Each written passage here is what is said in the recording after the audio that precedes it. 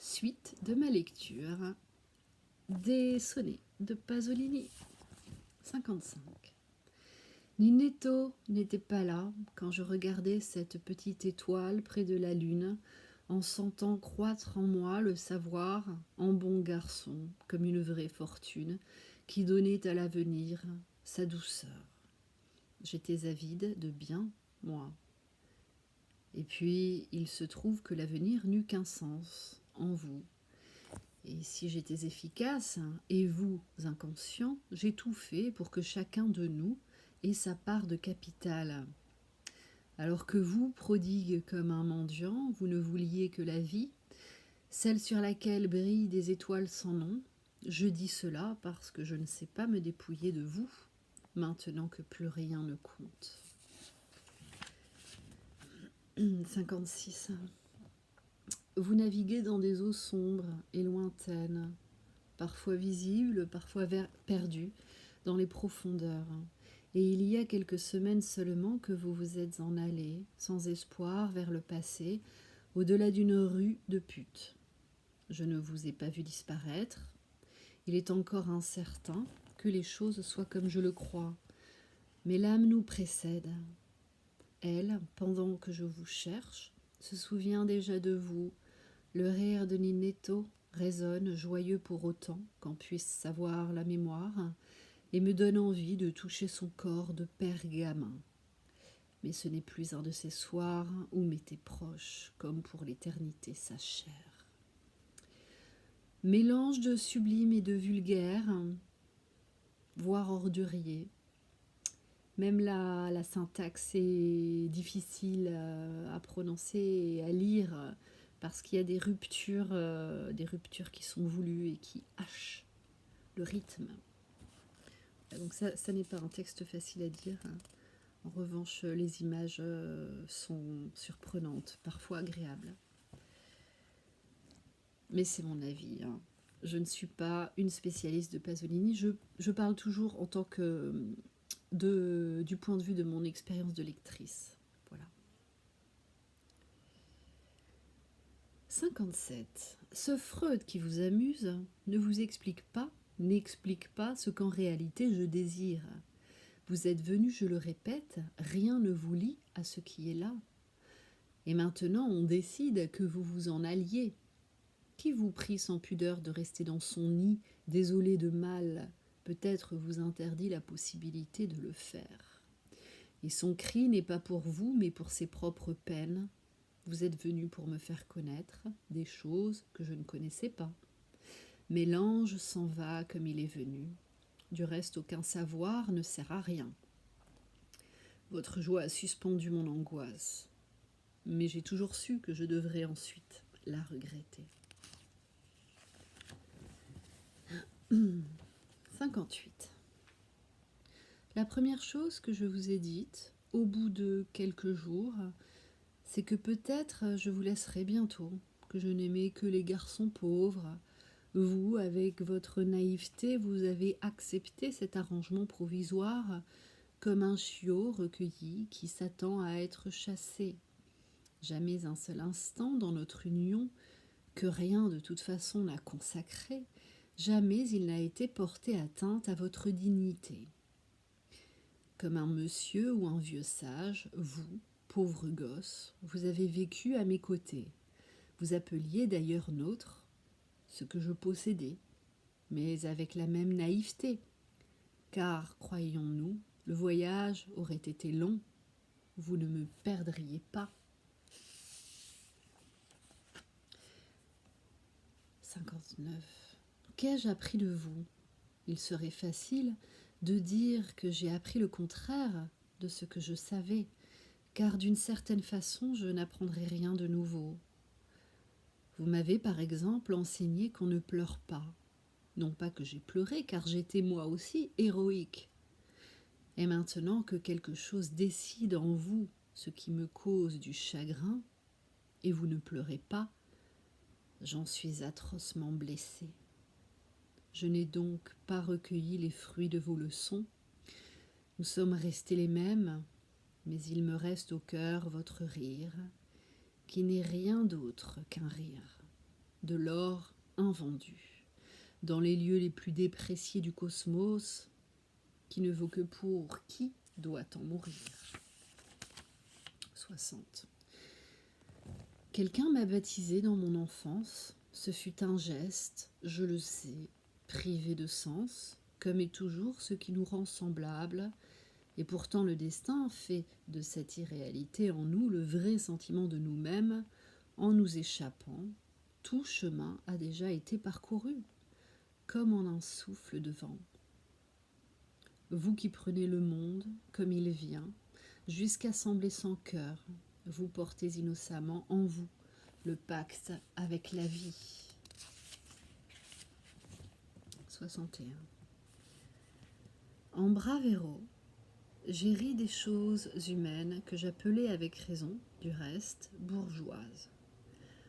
Une fidélité conjugale était le comble de mon juste mépris. Maintenant que je ne puis vous empêcher d'aller où vous voulez, je sens avec terreur que rien n'a béni notre union, ni ne nous a fait jurer quelque pacte réciproque. Au nom de l'affection, on ne peut prétendre à rien. Et prétendre à quelque chose est la seule chose qui reste pour qui est abandonné, même si c'est misérable. J'en suis réduite à en veiller de manière déchirante. Les liens dont la réalité se manifeste, même si elle n'a plus de sens, par une stupide petite bague. C'est triste. 62. C'est ce qui bénit un lien affectif qui le rend humain et qui lui concède une reconnaissance. Le nôtre, nous ne nous le sommes jamais dit, parce qu'il n'a pas de nom. Ainsi, l'angoisse de sa fin n'a de sens que pour moi-même. Ici, il y a une date, Londres, 4 novembre 1971. 63. Je voulais simplement dire des choses directes et douces, d'envie, pour de vieux mariés, les figures humaines, que j'ai toujours vues comme liées par un lien veule. Je voulais parler de leur amour qui dure des dizaines d'années, quand il va disparaître comme une étoile qui sillonne le ciel. Je voulais dire que de lui survit quelque chose qui en fut l'illusion, et certainement pas la réalité, un simple pacte, qui pourtant était ce qui lui accordait son nom. Du mien ne reste en revanche que les obscures raisons pour lesquelles il était né. Il n'eut aucune bénédiction. 64. Vous disiez autrefois, il n'y a pas longtemps, un jour de ces années révolues, quand, de votre façon drôle, vous parliez de la mort, mais vous nous vouliez tous deux enterrer, l'un près de l'autre, pour y rester immobiles, ensemble, pour toute l'éternité, comme ça. Et en tentant de garder votre sérieux, vous mettiez les mains en croix sur votre poitrine, mais un rire vous échappait bien vite. Et c'était vrai que vous vouliez cela, comme un gamin qui n'avait d'autre compagnie au monde. Maintenant le voudriez-vous encore ? La pensée que dans la tombe vous voudriez rester près d'une autre personne me pousse à la folie. Londres, 10 novembre 1971, 65. Comme on espère toujours que ses propres pleurs serviront à quelque chose, à peine revenu de l'aéroport ou si peu. Donc là, visiblement, il manque un mot, c'est signifié par l'éditeur. De l'aéroport ou si peu, on ne sait pas, et si réel, vous m'avez dit au revoir. J'ai voulu me perdre et j'ai librement versé les larmes que j'avais si longtemps retenues dans ma poitrine. Je m'en vantais presque dans ma solitude, abandonnée de vous et de tout. Mais même si vous m'aviez vu, ça n'aurait vraiment servi à rien. Votre décision est irrévocable parce que réelle. Vous savez avoir une pitié modérée et juste. On peut dans sa jeunesse résister aux larmes, mais à présent, je sens.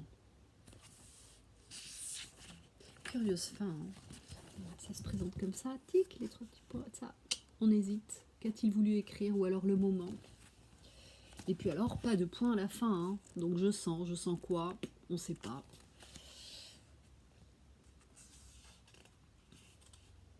La douleur, sûrement. 66. Votre lit est encore défait. Et c'est une légende maintenant votre séjour qui est fini. Depuis pas même une heure, quand en souriant, vous m'avez appelé Paolo. À demi déshabillé, Paolo.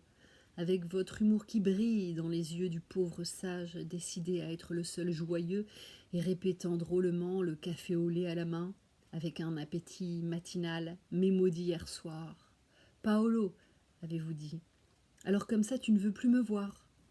Et vous attendiez, en cachant votre inquiétude, un sourire de moi. Si, je le voudrais, t'ai-je répondu, étendu sur le lit. Et vous, jure-le. Et je vous ai juré, en ajoutant, si j'en avais la force. Ah, obscur paradis. 67. Mieux vaut que je vous dise maintenant qu'on ne se voit plus jamais. Comme ça se passe entre ceux qui s'aiment. Quand est arrivé le moment où la vie abandonne ses proies. 9 ans, c'est beaucoup, je m'en contente, même si je suis ici comme au premier jour dans l'attente de vous connaître, d'être avec vous, de vous avoir toujours près de moi. Il est humain que je veuille vous laisser de moi un beau souvenir, le souvenir de celui qui a été jeune avec vous, qui vous a tant donné, qui, comme vous dites, vous a appris à parler. Je ne veux pas que vous ayez de moi l'image d'un vieux désespéré, dont l'unique manière de vous avoir est de vous tourmenter. 68. Quand vous êtes près de moi, je suis malheureux. En votre présence, je suis comme fou. Ma douleur est meurtrière et suicidaire, et visiblement, je vous le reproche.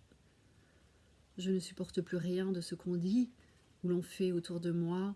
Une étreinte pour rire, une caresse sur vos boucles est inconcevable. Vous êtes toujours un gamin et je mourrais de l'envie de le faire.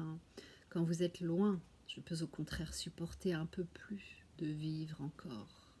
Je préférerais peut-être penser que vous n'êtes plus de ce monde, qu'a jailli de mes yeux un rire qui est refusé à mon amour. Voilà. Bon, à la prochaine. Je vous laisse.